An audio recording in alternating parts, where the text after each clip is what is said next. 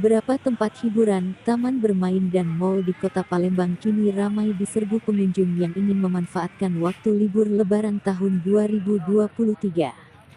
Hampir semua mal di Palembang pada hari ketiga Lebaran ramai dipadati pengunjung sehingga membuat antrean keluar parkir menjadi lama dan sulit mencari lokasi untuk parkir.